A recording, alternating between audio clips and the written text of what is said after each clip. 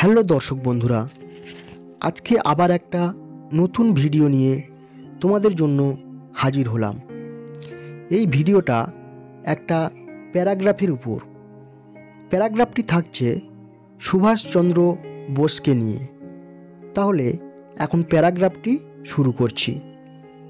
Subhash Chandra Bose, the brave freedom fighter, was born on 23rd January 1897 in Cuttack.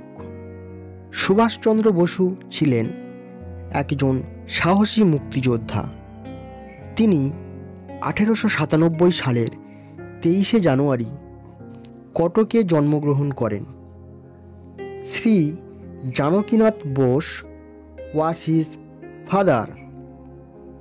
Janakinath Basu ছিলেন তাঁর পিতা। শ্রীমতী প্রভাবতী দেবী was his mother। Shrimati Prabhavati দেবী ছিলেন তাঁর মাতা।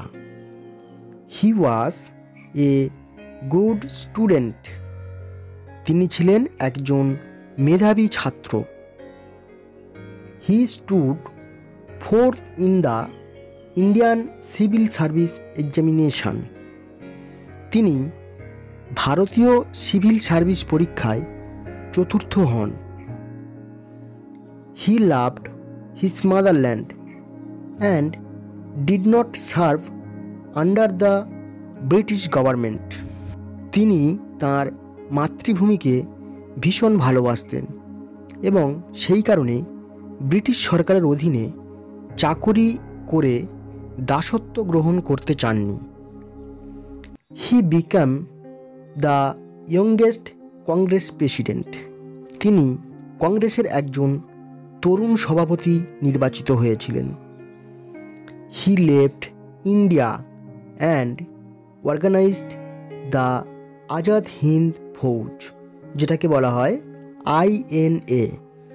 তিনি ভারতবর্ষ ত্যাগ করে আজাদ হিন্দ ফৌজ সেনাবাহিনী গঠন করেছিলেন।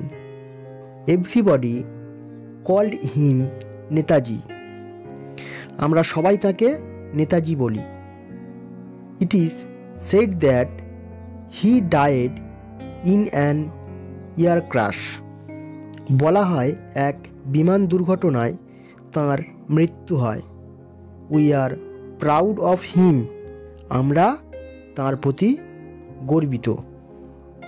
প্যারাগ্রাফটি এখানেই সমাপ্ত হলো। সবাই ভালো থেকো, সুস্থ থেকো। দেখা হবে আবার পরের ভিডিওতে।